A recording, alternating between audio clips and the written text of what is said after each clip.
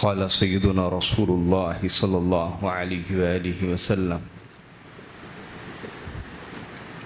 ألا لا يحل هذا المسجد لجنب ولا لحائد إلا لرسول الله وعلي وفاطمة والحسن والحسين إلى آخر الحديث۔ محترم معزز حاضرین، السلام علیکم ورحمۃ اللہ وبرکاتہ۔ اللہ تبارک و تعالی کا شکر ادا کرتے ہیں جس کی عظیم توفیق کے ساتھ جمعۃ المبارک کے دن اللہ کے گھر میں حاضر ہیں۔ پروردگار میری اور آپ سب کی حاضری قبول فرمائے۔ آواز تھوڑی سی باریک کریں گے، بھاری آواز۔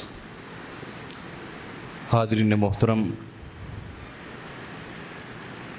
میں بلا تمہید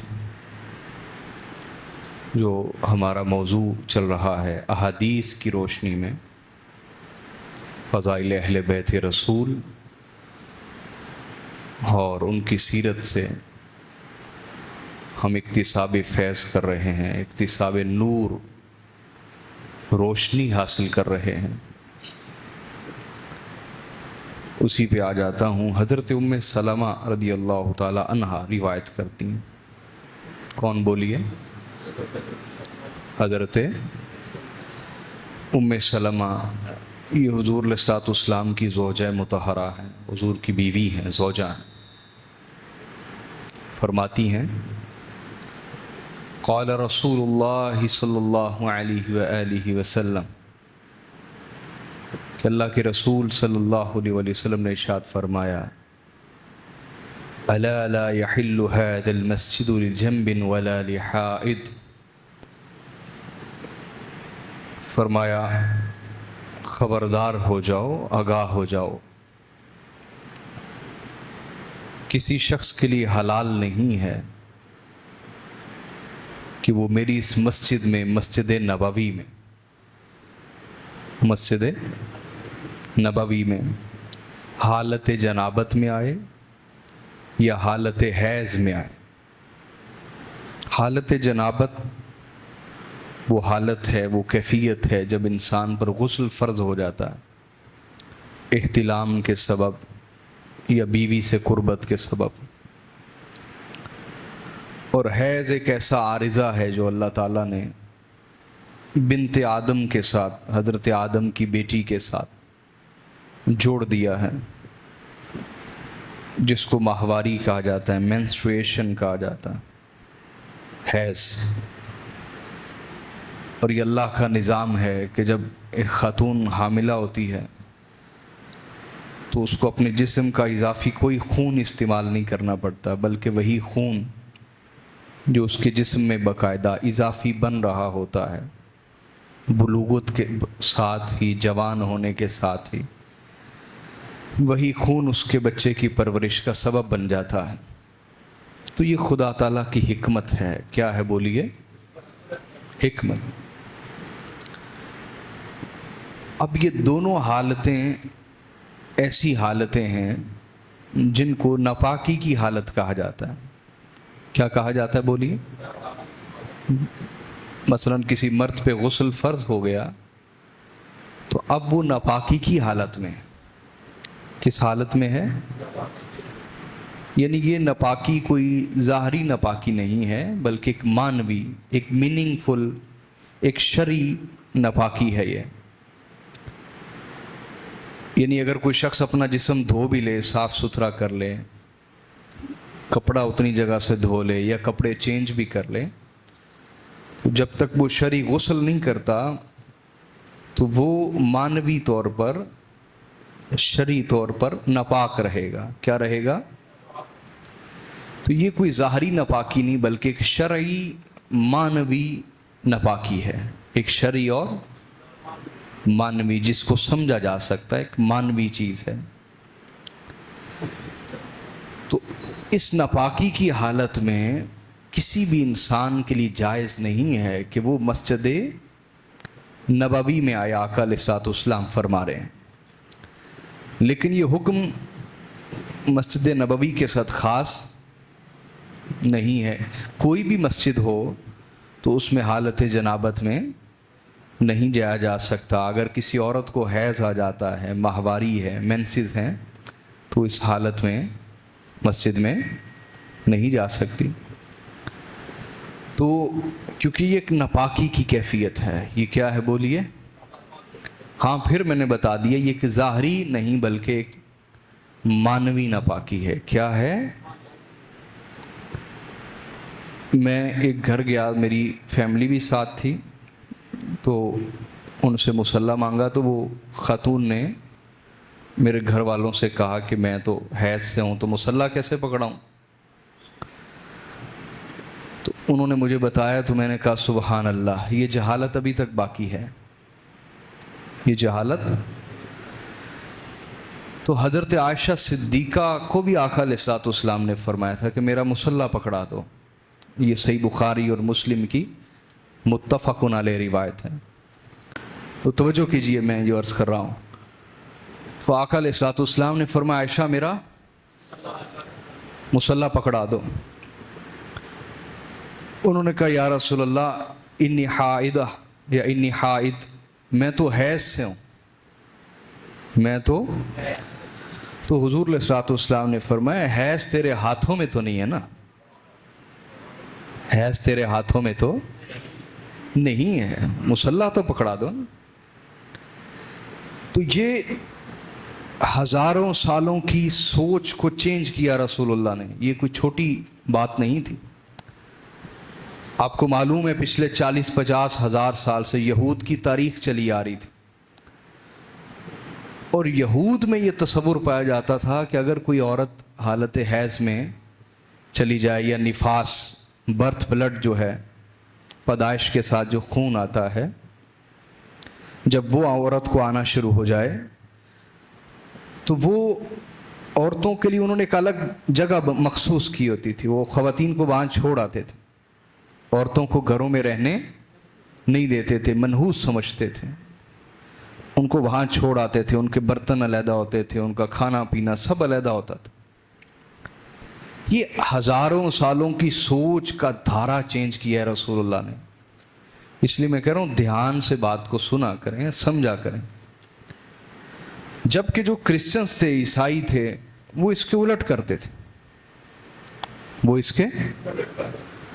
وہ یہ کرتے تھے کہ حالت حیض میں یا حالت نفاس میں جب عورت کو پیدائش کا خون آ رہا ہوتا یا ماہواری آ رہی ہوتی تو وہ عورتوں سے قربت کرتے تھے، انٹرکورس کرتے تھے، جمع کرتے تھے. اب یہ بہت اذیت ناک چیز ہے ایک عورت کے لیے، بہت تکلیف دہ چیز ہے. ہمارا دین دین فطرت ہے. کیا ہے بولیے؟ دین فطرت. اسلام آیا، آقا علیہ الصلوۃ والسلام نے سارے پچھلے غلط تصورات کو مسخ کر دیا، چینج کر دیا، بدل دیا، اور فرمایا کہ اپنی عورتوں سے تہمت کے علاوہ، یعنی شلوار، جمع، صحبت، اس کے علاوہ ہر طرح کا نفع حاصل کرو حالت حیض میں، حالت نفاس میں. اچھا، جب یہ قرآن مجید کی آیات اتری فَاعْتَزِلُوا النِّسَاءَ فِي الْمَحِيضِ کہ جب عورتوں کو حیض آ رہا ہو تو ان سے جمع نہ کرو، صحبت نہ کرو، تو 2 انصاری صحابی جا رہے تھے. یہ صحیح مسلم کی روایت ہے. تو یہودی علماء ان کو پتہ چلا کہ یہ آیت اتری ہے قرآن مجید میں. انہوں نے کہا تمہارے صاحب ہمیں نہیں چھوڑیں گے، یہ ہر معاملے میں ہماری مخالفت کر کے چھوڑتے ہیں. اس پر وہ دونوں آگے کہا یا رسول اللہ، یہودیوں کو اس سے بھی تکلیف ہوئی ہے کہ عورتوں کو اپنے گھروں میں رکھا جائے. خواتین کو، ایک مرد اپنی بیوی کو اپنے گھر میں رکھے، بستر پہ رکھے، اس کے ساتھ بیٹھ کے کھانا پینا کھائے، اس کو علیحدہ نہ کرے، اس کے ساتھ بالکل محبت اور اخلاق سے پیش ہے، بلکہ حسن سلوک سے پیش آئے کہ اس وقت ایک تکلیف کی کیفیت میں ہوتی. تو یہودیوں سے یہ برداشت نہیں ہوا. اگر آپ اجازت دیں تو ہم اپنی عورتوں سے جمع بھی نہ کر ڈالیں، हैज में, सोबत में ना कर डालें। इस पर हुजूर अलैहिस्सलाम के चेहरे का रंग नाराज़गी से बदल गया, नाराज़गी से, और शदीद गुस्सा हुजूर के चेहरे पे आया, शदीद गुस्सा, जलाल, नाराज़गी। इस पर बाकी सब ने कहा तुमने काम ख़राब कर दिया। अल्लाह के नबी को तकलीफ़ दी, रसूलुल्लाह को तकलीफ़ दी तुमने। तो वो उठ के चले गए कि हुजूर हमारी वजह से ज़्यादा नाराज़ ना हो। थोड़ी देर बाद हुजूर की बारगाह में दूध पेश किया गया, हदिया, तोहफ़ा। आपने फरमाया जाओ उनको बुला के लाओ। जब वो आए तो फरमाया बैठो, मेरे साथ बैठ के दूध पियो, दूध नोश फरमाओ। तो उनको दूध पिलाया और बाद में समझाया कि ये अल्लाह की कायम करदा हद है, हम अल्लाह के हुक्म के पाबंद हैं। यहूद की मुखालफत में इस हद तक नहीं उतर जाना कि अल्लाह की हद को ही पार कर जाए, अल्लाह की, और ना ही ईसाइयों की मुखालफत में इस हद तक उतर जाना है कि अल्लाह की हद को ही। तो अल्लाह की हद ये है कि हालत हैज़ और निफास में आप बीवी से जिमा ना करें, उनसे कुर्बत ना करें, इंटरकोर्स ना करें, बाकी ताल्लुकात बीवी से रखें। उसके साथ उसके बर्तन में खा सकते हैं, पी सकते हैं, उसका बर्तन हरगिज़, बर्तन तो क्या, मैंने बताया कि मुसल्ले रसूल हुजूर ने फरमाया कि पकड़ा दो, और फरमाया कि हैज़ तेरे हाथों में तो नहीं है। तो खैर ये मैंने ज़रूरी समझा कि आपको ये चीज़ें समझा दूँ। लेकिन बहरहाल ये एक मानवी नापाकी है। ये क्या है? अच्छा, अब ऐसा भी होता है हमारे यहाँ, एक जगह मेरा एक शागिर्द है, मुरीद है, बच्चा, उसने तकरीर की कि ख़वातीन जो हैं वो हालत हैज़ और निफास में फ़ारिग ना बैठा करें, बल्कि अल्लाह का ज़िक्र करती रहा करें, दुरूद पाक पढ़ती रहा करें, तस्बीह, ला इलाहा इल्लल्लाह, दुरूद पाक अपना जारी रखा करें। तो वहाँ के इमाम साहब ने फसाद खड़ा कर दिया। सफ़ेद दाढ़ी, उम्र गुजर गई इमामत कराते हुए, कहते ये कहाँ लिखा हुआ है? क्या ये कहाँ लिखा हुआ है कि हालत जनाबत में जो मर्द है, जब वो हालत नापाकी में हो तो वो दुरूद पाक पढ़ सकता है, कलमा शरीफ पढ़ सकता है, अजान का जवाब दे सकता है, ज़िक्रुल्लाह कर सकता है, अपना ज़िक्र फ़िक्र कायम रखे हर हालत में।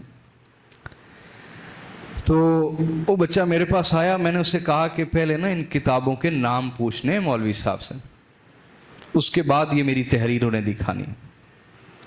तो अफसोस के साथ उसमें जितनी किताबों के हवाले लिखे हुए थे, किसी एक का भी नाम उन्हें आता नहीं था।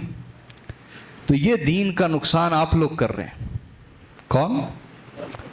हाँ, आप लोग कर रहे हैं कि आप जाहिलों को मिंबरों पे बिठाते हैं ताकि वो 15-20 हज़ार की तनख्वाह पे राज़ी हो जाएं, और आप अपनी नस्लों का दीन और ईमान उजाड़ देते हैं। वो ख़ुद भी सारी उम्र जाहिल होते हैं, आपको भी सारी उम्र जाहिल रखते हैं। हालांकि ये बात सही बुखारी में लिखी, हदीस की पहली किताब है, सही मुस्लिम में लिखी हुई। समझ आ रही है बात? फ़िक़्ह की, जिसको आप फ़िक़्ह बोलते हैं, इस्लामिक जूरिस्प्रूडेंस, फ़िक़्ह की कोई किताब उठा लें, उसमें ये बात लिखी हुई कि भाई ये एक मानवी नापाकी है, इस हालत में अपना जिक्र कायम रखें, दुरूद पाक कायम रखें। समझ आ रही है बात या नहीं? हर फ़िक़्ह की किताब में ये बात लिखी हुई। तो ख़वातीन को चाहिए कि ये जो 8-10 दिन होते हैं, जितने भी किसी खातून के दिन हो, ज़्यादा से ज़्यादा जो हैज़ है वो 10 दिन और 10 रातें होता है, और कम से कम 3 दिन और 3 रातें होता है। तो इस दौरान अपना ज़िक्र कायम रखे, ख़ुसूसन नमाज का वक्त आए तो तस्बीह पकड़ के दुरूद पाक की एक तस्बीह पढ़ लें, ताकि उसे इबादत की आदत रहे। बोलिए, इबादत की आदत रहे। ये बात समझ आई या नहीं आई? बोलिए ना। इसी तरह कोई मर्द है, उस पर गुस्ल फ़र्ज हो गया है, अभी नहाने में ताख़ीर है, तो क्या अल्लाह से गाफिल रहे? नहीं, अपना दुरूद पाक पढ़ता रहे, बिस्मिल्लाह शरीफ पढ़ता रहे, कलमा शरीफ पढ़ता रहे, अपना ज़िक्र कायम रखे। ज़िक्र बोलिए। खैर, इन बातों के साथ साथ हदीस चूँकि समझानी थी, इसलिए मैंने इतना आपको तफसील में ले गया। लेकिन ये एक मानवी नापाकी ज़रूर है, एक मानवी नापाकी, जिस हालत में कोई मर्द और औरत नमाज नहीं पढ़ सकता।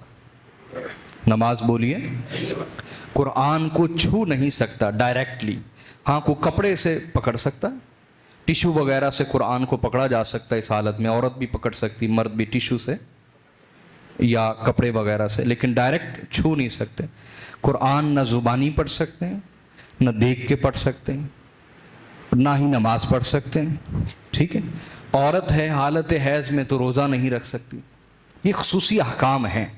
اور مسجد میں تو ہرگز نہیں آ سکتے, نہ مرد آ سکتے اور نہ ہی, بولیے نا, عورت آ سکتی. اب اس بات کو سمجھیں, توجہ ہے نا. اب اہل بیت کی شان کو سمجھیں.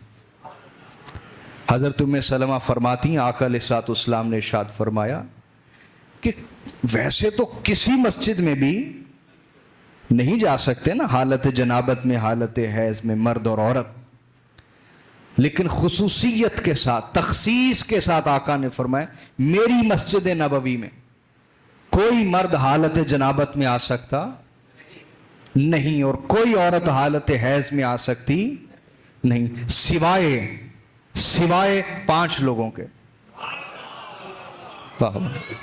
سوائے 5 ہستیوں کے. سوائے بولیے کون کون؟ فرمایا یہ حدیث امام بیہقی لائے السنن الکبریٰ میں, جلد 7 صفحہ 65 ہے, حدیث نمبر 13178 ہے, اور حدیث نمبر 13189 بھی ہے. آقا نے فرمایا کوئی مسجد نبوی میں حالت جنابت میں اور حالت حیض میں کوئی مرد یا عورت نہیں آ سکتے سوائے 5 ہستیوں کے. رسول اللہ آ سکتے ہیں, وعلی اور علی المرتضی آ سکتے ہیں, وفاطمہ اور فاطمہ الزہرا آ سکتی ہیں, والحسن والحسین اور حسن و حسین بھی آ سکتے ہیں. یہ ایک ایسی شان ہے جو اللہ نے انہیں خصوصی طور پہ عطا فرمائی, کیونکہ اللہ نے انہیں ہر رذالت سے پاک کر دیا, ہر خباثت سے پاک کر دیا, ہر غلاظت سے پاک کر دیا, ہر رجس سے پاک کر دیا, ہر ناپاکی سے پاک کر دیا, ہر طرح کے رجس, غلاظت سے, رجاست سے اللہ نے انہیں پاک کر دیا.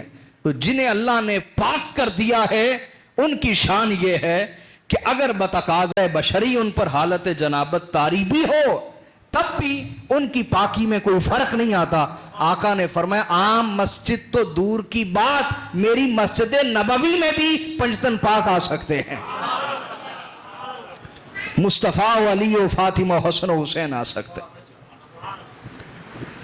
امت میں سب سے پہلی جو بدعت ایجاد ہوئی, سب سے پہلی جو بدعت سنت کے مقابلے میں جو عمل ایجاد ہوا بدعت, وہ اہل بیت رسول کا انکار تھا. سب بدعتیں اس کے بعد ہیں. رسول اللہ کے خاندان کے فضائل کا انکار, ان کی عظمتوں کا انکار. تبھی تو لوگ مولا علی المرتضیٰ کے خلاف تلواریں لے کے نکل آئے. امام حسن کو عمر بر ستایا, امام حسین کے ساتھ وہ سانحہ کیا کہ تاریخ میں کسی امت نے اپنے نبی کے خاندان کے ساتھ ایسا نہیں کیا, اور آج تک وہ ظلم اہل بیت پہ جاری ہے اس صورت میں کہ ان کے دشمنوں کا دفاع کیا جاتا ہے, اہل بیت کے دشمنوں کا دفاع کیا جاتا ہے. یہ آج بھی حضور کے خاندان پہ ظلم ہے کہ آج تک ان کے دشمنوں کا دفاع کرنے والے خود کو مسلمان کہتے ہیں, خود کو کلمہ گو کہتے ہیں.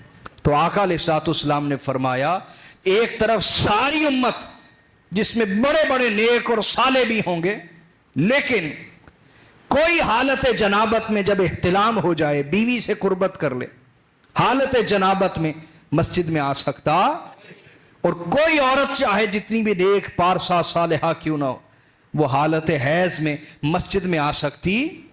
آقا علیہ الصلوۃ والسلام نے فرمایا یہ کسی کی شان نہیں, اگر ہے تو پنجتن پاک کی ہے.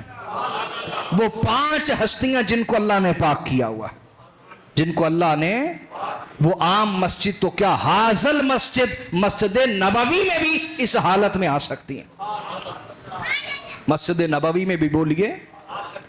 اور آگے حضور علیہ الصلوۃ والسلام کے الفاظ کے ہیں, توجہ کیجئے. اب یہ الفاظ میرے تو نہیں ہیں نا, حضور کے الفاظ ہیں, سنیے. فرمایا الا قد بینت لکم الاسماء الا تضلوا. آقا نے فرمایا آگاہ ہو جاؤ, خبردار ہو جاؤ, میں نے تمہیں گن گن کے نام بتا دیے, کہیں میرے بعد گمراہی نہ ہو جانا. تمہیں گن گن کے بتا دیا کہ یہ شان صرف مصطفیٰ کی ہے, یہ شان صرف علی المرتضیٰ کی ہے، یہ شان صرف فاطمۃ الزہرا کی ہے، یہ شان صرف حسن مجتبیٰ کی ہے، یہ شان صرف حسین سید الشہداء کی ہے۔ کہیں تم گمراہ نہ ہو جانا ان کے معاملے میں، اور کسی کو اٹھا کے ان کے مقابلے میں نہ لے آنا، کسی کو اٹھا کے ان کے مقابلے میں۔ یہ آج تک علماء سو، منافق علماء جنہوں نے کلمہ محمد رسول اللہ کا پڑھا لیکن رسول اللہ کے خاندان کی عزت اور شان میں کمی کرنا ان کی روٹین ہے، ان کی ہابی ہے، ان کا مشغلہ ہے، ان کی ایک دلچسپ ایک مضمون ہے، دلچسپ ان کا ایک مشغلہ ہے۔ ہر وقت حضور کے اہل بیت کے مقابلے میں کسی کو لا کے وہ ترازو میں تولتے رہتے ہیں۔ آقا علیہ الصلوۃ والسلام نے اس حدیث میں فرمایا خبردار ہو جاؤ، میں نے تمہیں گن گن کے نام بتا دیے، کہیں میرے بعد گمراہ ہی نہ ہو جانا، کہ یہ شان، یہ عظمت، یہ مقام صرف میرے پاس ہے اور میرے خاندان کے پاس ہے۔ اس معاملے میں کسی کو ان کے مقابلے میں نہ ڈال، کسی کو ان کے مقابلے میں، ان سے کسی کو مت تولنے لگ جانا۔ امت کو تو چاہیے تھا کہ جس گھر کا کلمہ پڑھے، جس گھر کا بولیے، اس گھر کو ہمیشہ آسمان کی طرح دیکھتے، ان کو سلام پیش کرتے، ان پر جانیں فدا کرتے، ان کی بارگاہ میں قصیدے، منقبتیں، ہدایا، نذور پیش کرتے، نذرانے پیش کرتے محبتوں کے۔ لیکن میں نے بتایا کہ 90% منافق علماء ان کا مشغلہ یہی ہے کہ وہ ہر وقت اہل بیت اطہار اور جس گھر کا کلمہ پڑھا ہے اسی گھر کی شان اور عظمت کو کم کرنا، یہ ان کا ایک دلچسپ موضوع ہے جس پہ وہ گفتگو کرتے رہتے ہیں۔ اور اگر آپ ایسے علماء کے پیچھے لگ چلیں گے تو کیا آپ ہدایت پائیں گے؟ دیانتداری سے بتاؤ۔ اپنے اندر بھی خدا نے آپ کے اندر بھی ایک ضمیر رکھا ہے، ایک ضمیر رکھا ہے کہ جس رسول کا ہم نے کلمہ پڑھا، کیا ان کی اہل بیت کسی معاملے میں کوئی کمزور ہے؟ کیا ان کا خاندان کسی جگہ اللہ کی خاطر قربانی دینے میں کہیں کوئی نقص اور کمی دکھاتے ہیں؟ تو پھر ان پر کسی کو ترجیح کیسے دی جا سکتی؟ ان کے مقابلے میں کسی کو کیسے لایا جا سکتا ہے؟ یہ بات سمجھ آ گئی؟ اگر یہ ایمان آپ کا مضبوط ہو جائے اور یہ عقیدہ مضبوط ہو جائے کہ جن پر درود پڑھنے سے سب کی نماز ہوتی ہے، کہ جن آل محمد پر درود پڑھنے سے سب کی نماز ہوتی ہے، ہم نے ان کو وہاں رکھ کے دیکھنا ہے ہمیشہ۔ سمجھ آ رہی ہے بات یا نہیں؟ بولیے نا۔ تو آقا نے فرمایا میں نے تمہیں گن گن کے نام بتا دیے، کہیں میرے بعد گمراہ ہی نہ ہو جانا۔ میرے بات بولیے۔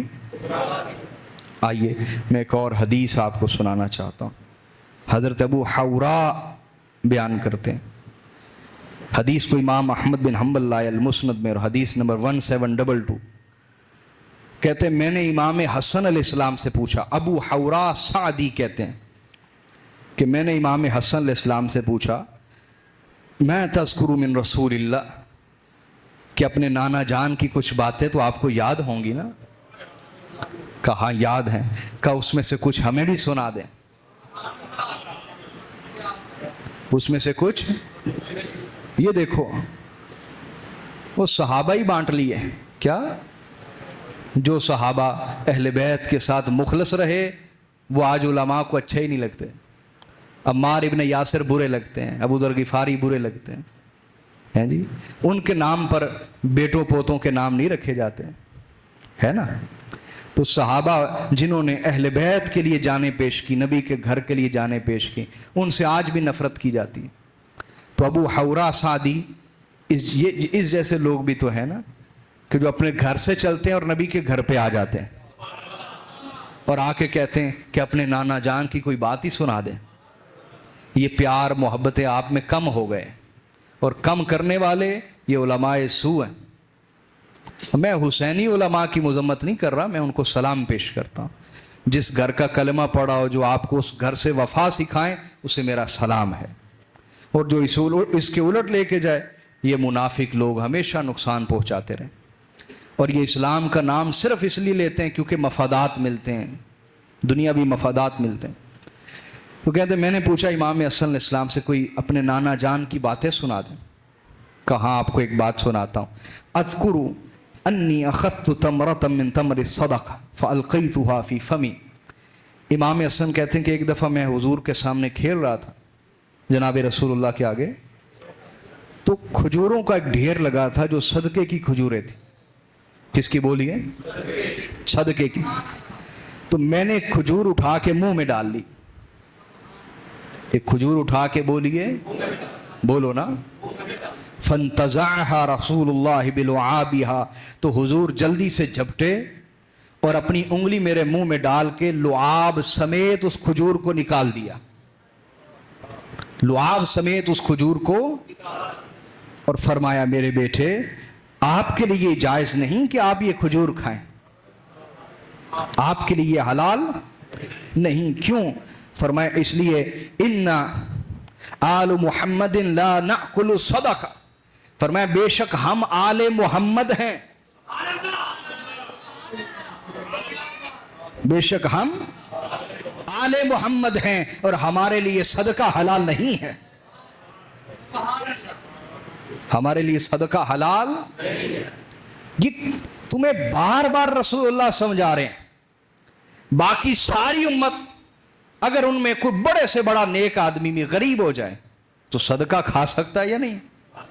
بولو نا. سید فاقے سے بھی مر رہا ہو صدقہ نہیں کھا سکتا. صدقہ بولیے کیا وجہ ہے؟ اس لیے کہ اللہ انہی کا صدقہ تو کائنات کو کھلاتا ہے.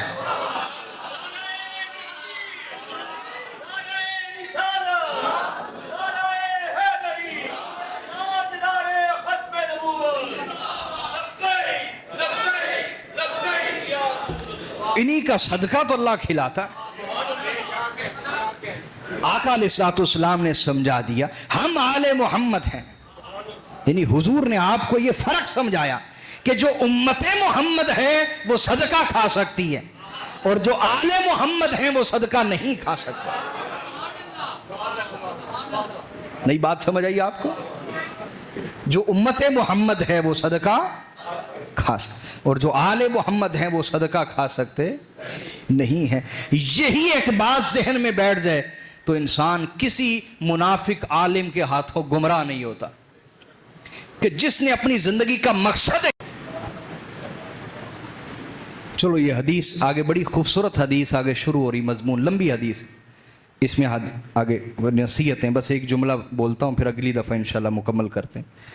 تو فرمائے میرے بیٹے دع ما یریبک الی ما لا یریبک, اے میرے بیٹے اس چیز کو چھوڑ دے جس میں شک ہو. امام حسن کو نصیحت کر رہے ہیں اور پوری امت کو سمجھا رہے ہیں. اس چیز کو چھوڑ دے جس میں نے کہا آپ کے اندر ایک عالم ہے جو آپ کو ڈیٹیکٹ کر کے بتا دیتا ہے کہ یہ غلط کام ہے یا صحیح کام ہے, جس پہ آپ کو کھٹکا سا لگنا لگ جائے. آقا نے فرمایا اس چیز کو چھوڑ دے جس میں تجھے شک لگے اور اس چیز کو اختیار کر جس میں کوئی شک نہ ہو, جس میں اطمینان ہو, یقین, اور تم کہو کہ اگر مجھے کوئی دیکھے بھی تو میں اچھے حال میں ہوں, میں برے حال میں نہیں ہوں. یہ ایک نصیحت ہے, اگر ہم اپنے مزاجوں میں, طبیعتوں میں اس کو لے آئیں ہزار حرام کے دروازے بند ہو سکتے ہیں. پروردگار ہماری اصلاح فرمائے, امام حسن کا فیض ہمیں عطا فرمائے. وما علینا الا البلاغ المبین.